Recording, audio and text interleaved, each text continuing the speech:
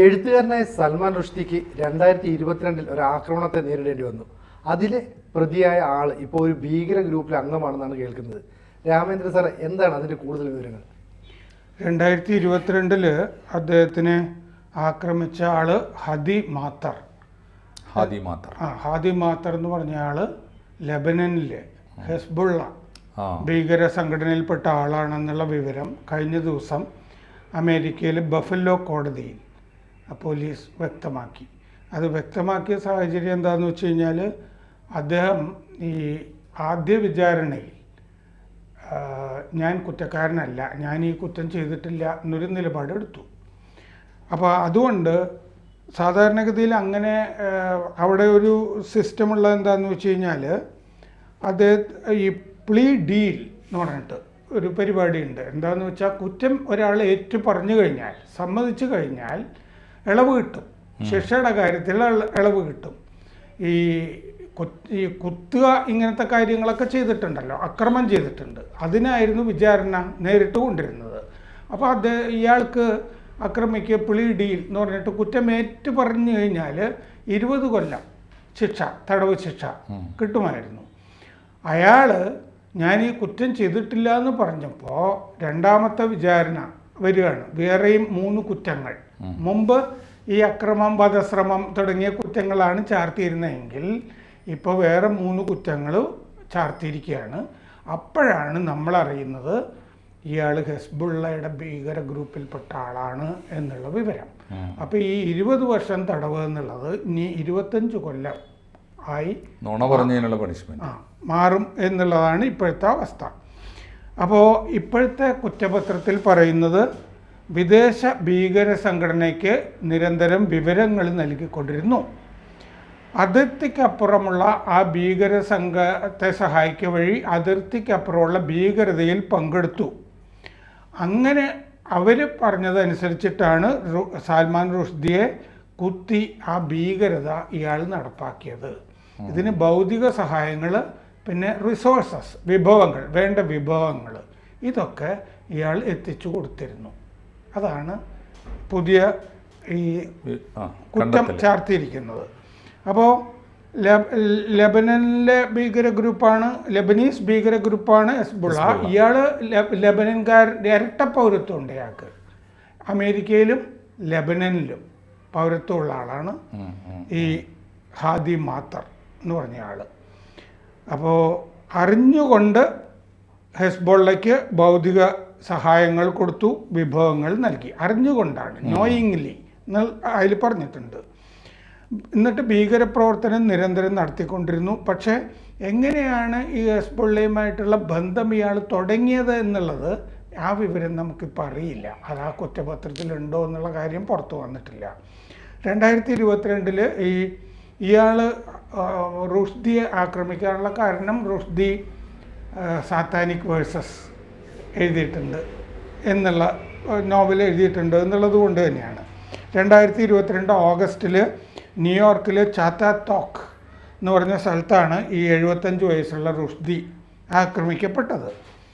അദ്ദേഹം അവിടെ ഒരു ലിറ്റററി ഫോറം, ഒരു സാഹിത്യ ഗ്രൂപ്പിലാണ് സംസാരിച്ചു കൊണ്ടിരുന്നത്. അമേരിക്ക ഈ പല രാഷ്ട്രങ്ങളുമൊക്കെ പുറത്താക്കുന്ന എഴുത്തുകാർക്ക് അഭയം നൽകുന്നൊരു നല്ല രാജ്യമാണ് എന്ന് റുഷ്ദി പറഞ്ഞപ്പോഴാണ് ആക്രമിക്കപ്പെട്ടത്. ആ വാചകം കേട്ടിട്ടാണ് ഈ അക്രമി വേദിയിലേക്ക് കയറിയിട്ട് പല തവണ കുത്തുന്നത്. കഴുത്തിൻ്റെ വലത്ത് കുത്തേറ്റു, 4 കുത്ത് വയറ്റിൽ, വലുത് കണ്ണിൽ കുത്ത്, നെഞ്ചിൽ കുത്ത്, വലുത് തുടയിൽ കുത്ത്. ഒരു കണ്ണിൻ്റെ കാഴ്ച പോയി റുഷ്ദിയുടെ.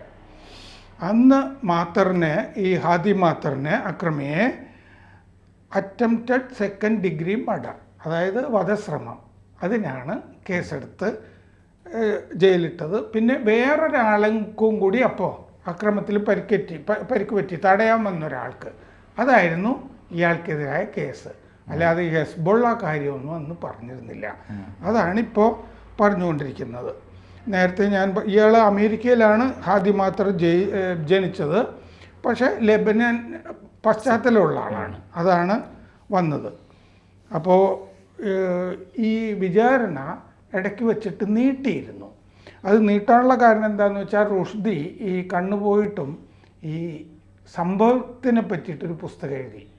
അവിടെ ആ പുസ്തകം ഓർമ്മക്കുറിപ്പ് വന്നിരുന്നത് കൊണ്ട് അതിൻ്റെ കോലാഹലമൊക്കെ ആയതുകൊണ്ടാണ് ഇത് നീട്ടിവെച്ചത്. ആ ബുക്കിൻ്റെ പേര് knife meditation after an attempted murder എന്നാണ്. കത്തി എന്ന് തന്നെയാണ് പുസ്തകത്തിൻ്റെ പേര്. ഇനി ഈ കേസ് കേൾക്കുന്നത് ഒക്ടോബർ 15 തീയതി ആയിരിക്കും, അടുത്ത ഒക്ടോബർ 15. അപ്പൊ ഈ ഇയാള് ക്രൂരമായി തന്നെയാണ് ഈ റുഷ്ദിയെ ആക്രമിച്ചത് അല്ലേ? ഇത്രയും കുത്തുകളൊക്കെ നടത്തുക എന്ന് പറഞ്ഞാൽ തീർച്ചയായിട്ടും എനിക്ക് തോന്നുന്നു ഈ റുഷ്ദി എന്ന് പറയുന്ന എഴുത്തുകാരനെ തന്നെ ലോകത്തിന് പരിചയപ്പെടുത്തിയത് ഈ ഹിസ്ബുള്ള തീവ്രവാദം എന്ന് പറയുന്നത് നേർക്കുനേരെ പറഞ്ഞാൽ ഷിയ തീവ്രവാദമാണ്. രണ്ട് തരം ഭീകരവാദമാണ് ലോകത്തെ വളരെ കാലമായി നടുക്കിക്കൊണ്ടിരിക്കുന്നത്. ഒരു ദിവസം ഒരു കൂട്ടരാണെങ്കിൽ വേറെ ലോകത്തിൻ്റെ മറ്റൊരു കോണിൽ അടുത്ത ദിവസം മറ്റൊരു കൂട്ടർ. അത് ഒന്ന് സുന്നി തീവ്രവാദമാണ്, മറ്റൊന്ന് ഷിയ തീവ്രവാദമാണ്. ഓരോന്നിനും പല കാലത്ത് മാറി മാറി വരുന്ന രൂപങ്ങളും അവർ തന്നെ മാറ്റിക്കൊണ്ടിരിക്കുന്ന പേരുകളൊക്കെ ഉണ്ടാവാറുണ്ട്, ഓരോരോ പേര്. അത് ചില വൻകരകളിൽ വേറെ പേരിലാണ്. ഒക്കെ ആശയം ഈ രണ്ടാണ്, ഒന്നുകിൽ സുന്നി തീവ്രവാദം അല്ലെങ്കിൽ ഷിയ തീവ്രവാദം. അതിൽ ഈ സുന്നി തീവ്രവാദത്തിൻ്റെ ഏറ്റവും ഭീകര രൂപമാണ് IS എന്ന് പറയും. ഇപ്പോൾ ചുരുക്കി IS എന്ന് പറഞ്ഞ കാലത്ത് അത് ഇറാഖിനും സിറിയക്കും മാത്രം ബാധകമായിരുന്നു. ഇപ്പോൾ ലോകത്തിലെ എല്ലാ രാജ്യത്തും IS of Pakistan, IS Afghanistan, ഈ IS ഖുറാസാൻ, ഓരോ രാജ്യത്തും റഷ്യ എല്ലായിടത്തും ഉണ്ട്. അപ്പോൾ സത്യത്തിൽ ഈ റുഷ്ദി എന്ന എഴുത്തുകാരനെ ഞാൻ ഈ വിവാദം ഉണ്ടായതിന് ശേഷം, വിവാദം അറിയാലോ, ആദ്യമായിട്ട് അദ്ദേഹത്തിന് വധശിക്ഷയ്ക്ക് വിധിച്ചു, ഫത്വ പുറപ്പെടുവിച്ചു ആയത്തുള്ള ഖുമൈനി. ലോകത്തിലൊരു എഴുത്തുകാരന് വധശിക്ഷ വിധിക്കുന്നത് തന്നെ ആദ്യമാണ്. അത് ഇസ്ലാമിൻ്റെ മാതൃക പോലും അല്ല യഥാർത്ഥത്തിൽ. അത് ഈ ഷിയ തീവ്രവാദം എല്ലാ എക്സ്റ്റൻറ്റും കഴിഞ്ഞ് കടന്ന് മുന്നോട്ട് പോയതിൻ്റെ. പക്ഷേ റുഷ്ദിക്ക് കിട്ടിയ ഒരു ആനുകൂല്യം, അല്ലെങ്കിൽ ഖുമൈനിക്ക് കിട്ടിയ ഒരു ആനുകൂല്യം, ഇത് ഷിയ തീവ്രവാദ രാജ്യമായ ഇറാൻ അവരുടെ ഒരു തീവ്രവാദ രീതി അനുസരിച്ച് പ്രവാചകനെ വിമർശിക്കുക എന്ന് പോലും സഹിക്കാൻ പാടില്ല, അത് അങ്ങേയറ്റത്തെ ദൈവദോഷമാണെന്ന് വിശ്വസിക്കുന്നവരാണ്. പക്ഷേ അതിൻ്റെ ആ വികാരത്തിൻ്റെ ഒരു അംശം മുസ്ലിം ലോകത്താകെ പടർന്നു. റുഷ്ദിക്ക് എതിരായൊരു വികാരം, ഖുമൈനിക്ക് അനുകൂലമായൊരു തരംഗമൊക്കെ ആ കാലത്തുണ്ടായി. അന്നാണ് ഈ റുഷ്ദിയെ എല്ലാവരും കാണാത്തവരും കേൾക്കാത്തവരും ഒക്കെ കേൾക്കുന്നത്. ഞാൻ ആ 2 പുസ്തകങ്ങൾ തേടി പിടിച്ച് വായിച്ചതെന്നാണ്. പക്ഷേ ഒന്ന് സാറ്റാനിക് വേഴ്സസും വേറൊന്നും മിഡ് നൈറ്റ് ചിൽഡ്രനും. ഈ 2 പുസ്തകങ്ങളെ ഞാൻ അദ്ദേഹത്തെക്കുറിച്ച് വായിച്ചുള്ളൂ. പിന്നെ വന്നതൊക്കെ അദ്ദേഹത്തെക്കുറിച്ച് ലേഖനങ്ങളൊക്കെയാണ്. പക്ഷേ എനിക്കൊരു വായനക്കാരൻ എന്ന നിലക്ക് ഒരു അഭിപ്രായം തോന്നാത്തൊരു എഴുത്തുകാരനാണ്. ആണല്ലേ? സാറിനും അതെ. അതെനിക്ക് തോന്നുന്നു നല്ല വായനക്കാരൊന്നും അദ്ദേഹത്തെ നല്ല എഴുത്തുകാരനായിട്ട് കാണുന്നില്ല. പക്ഷേ അദ്ദേഹത്തെ എഴുത്തുകാരൻ എന്ന നിലയിൽ പ്രശസ്തനാക്കിയതും പുസ്തക വിൽപ്പനയിൽ അദ്ദേഹത്തിന് തല്ലിപ്പൊളി എഴുത്തുകാരെന്നുള്ള പേരിൽ കുത്തിക്കൊന്നിരുന്നെങ്കിലും തിരക്കേടില്ലായിരുന്നു. അതാണെങ്കിലും കുഴപ്പമില്ലായിരുന്നു. സത്യം പറഞ്ഞാൽ അതാണ്. ഇപ്പോൾ ലോകത്ത് പുസ്തക വിൽപ്പനയിലെ റെക്കോർഡ് അയാൾ 2 കാലത്ത്, ഒന്ന് അദ്ദേഹത്തെ പ്രശസ്തനാക്കി, അതുകൊണ്ട് തന്നെ അദ്ദേഹത്തെ കോടീശ്വരനാക്കി. ഇത് രണ്ടും ചെയ്തത് ഈ ആയത്തുള്ള ഖുമൈനി ഒറ്റ ഒരുത്തനാണ്. അതാണ് അതിൽ കാണേണ്ട ഒരു കാര്യം. KM കൃഷ്ണൻ നായർ സാഹിത്യവാരവിൽ എഴുതുന്ന കാലത്ത് അതിൽ ഞാൻ വായിച്ചിട്ടുണ്ട്. ഏതൊരു കവിയരങ്ങിൽ അവിടെ പുറത്ത് ഏതൊരു കവി ഒരു തല്ലിപ്പൊളി കവിത വായിച്ചപ്പോൾ ആരോ വേദിയിലേക്ക് ഓടിക്കറിയിട്ട് അയാളെ വെടിവെച്ച് കൊന്നു എന്ന് വായിച്ചിട്ടുണ്ട്. അതാണെങ്കിൽ പോലും നമുക്ക് സഹിക്കാം. ഇതെന്താ സംഭവിച്ചാൽ ഞാൻ അതുപോലെ എന്നോട് എൻ്റെ സുഹൃത്ത് ബാലേന്ദ്രൻ ചുള്ളിക്കാട് ഒരു കഥ പറഞ്ഞിട്ടുണ്ട്.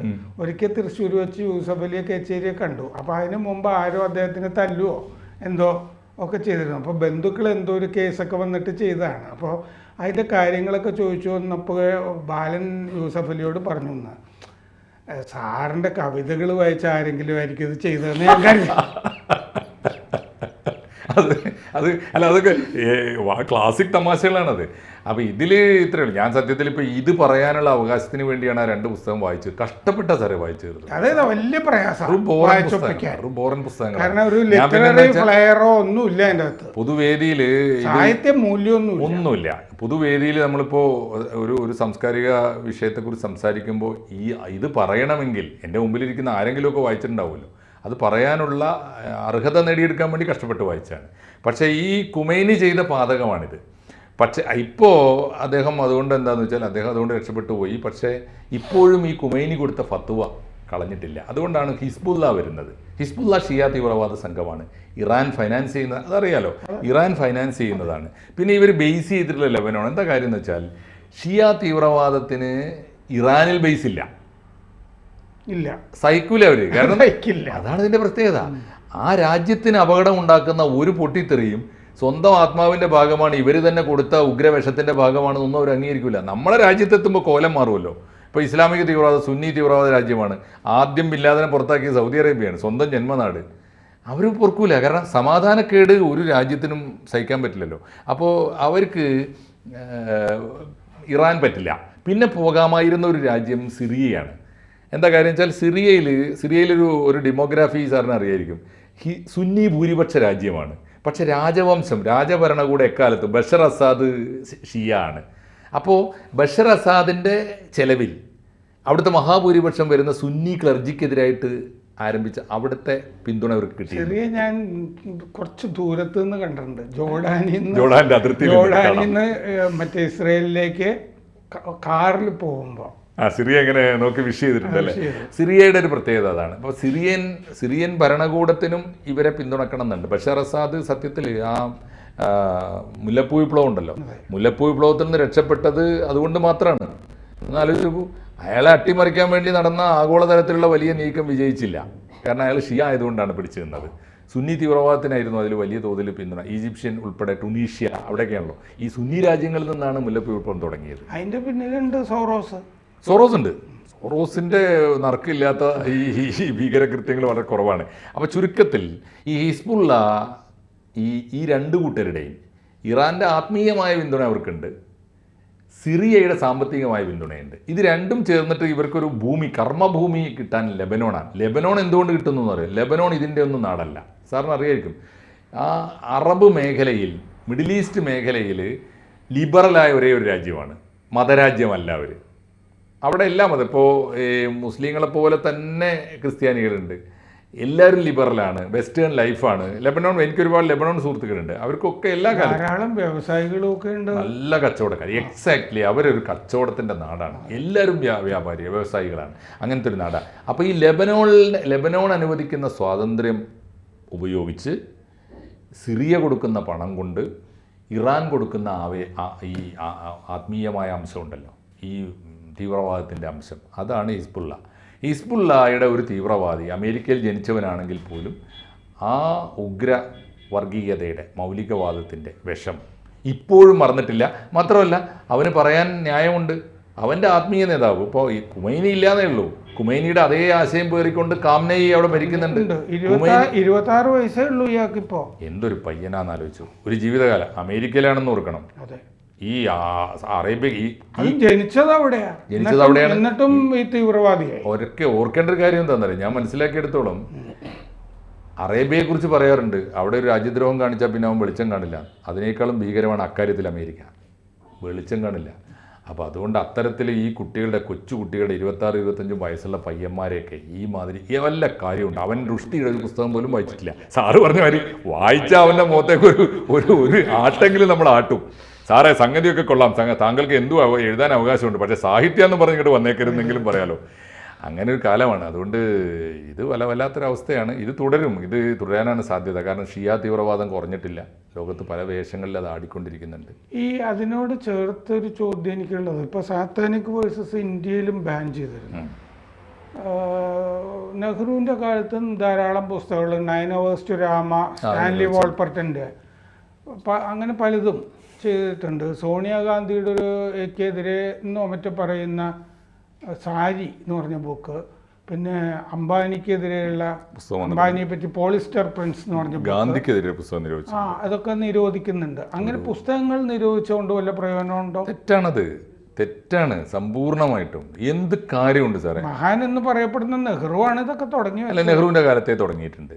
പിന്നെ ഞാൻ ചോദിക്കുന്നത്, ഇപ്പോൾ ജീവിതത്തിൽ പറ്റിയ എല്ലാ അബദ്ധങ്ങളും എഴുതി വെച്ച മഹാത്മാഗാന്ധി എഴുതാൻ വിട്ടുപോയതോ അല്ലെങ്കിൽ അത്രയും സത്യസന്ധനാവണ്ടെന്ന് വിചാരിച്ചിട്ടോ അദ്ദേഹം എഴുതാതെ പോയ ചിലതാണ് ആ ജോസഫ് ലെലിവെല്ലിൻ്റെ പുസ്തകത്തിലുണ്ട്. ദ മഹാത്മ എന്ന് പറഞ്ഞിട്ട്, അൺടോൾഡ് സ്റ്റോറീസ് എന്ന് പറഞ്ഞിട്ടൊരു പുസ്തകമാണ്. അമേരിക്കൻ ജേർണലിസ്റ്റാണ് അയാൾ. അദ്ദേഹത്തിൻ്റെ ഈ ഗേ റിലേഷനൊക്കെ വെച്ചുകൊണ്ടുള്ള പുസ്തകമാണ്. അത് നമുക്ക് പറയണ്ടോ എന്നുള്ള രണ്ടാമത്തെ കാര്യം. പക്ഷേ ആരാണിപ്പോൾ അങ്ങനെ ഒരു ചെറിയ ബ്ലാക്ക് സ്പോട്ട് ഒരാളുടെ ലൈഫിലുണ്ട് എന്നുള്ളത് കൊണ്ട് മഹാത്മാവിൻ്റെ മഹത്വം കുറയും? ആ പുസ്തകം അവിടെ വന്നു, അതിപ്പോൾ നിരോധിച്ചില്ലെങ്കിൽ ആരും കാണൂല. ഈ പുസ്തകം നിരോധിക്കുക എന്ന് പറയുന്ന പോലെ ഒരു മണ്ടത്തരം വേറെയില്ല. ഒന്ന്, നമ്മൾ ആരെ സമ്പന്നനാക്കാൻ തീരുമാനിക്കുന്നുവോ, പ്രശസ്തനാക്കാൻ തീരുമാനിക്കുന്നുവോ, അവൻ്റെ പുസ്തകം നിരോധിച്ചാൽ മതി. എളുപ്പമുള്ള പണി അതാണ്. പിന്നെ വേണമെങ്കിൽ അയാൾക്കെതിരെ ഒരു വധശിക്ഷയും പുറപ്പെടുവിക്കാം. ഇതാണിപ്പോൾ സംഭവിച്ചുകൊണ്ടിരിക്കുന്നത്. അതുകൊണ്ട് ഇപ്പോൾ 2 കുറ്റമാണ് ഒരേ സമയം ചെയ്യുന്നത്. ഒന്ന്, ക്ഷുദ്ര സാഹിത്യം പ്രചരിപ്പിക്കുന്നു. 2, മോശം എഴുത്തുകാരനെ മഹാനാക്കുന്നു.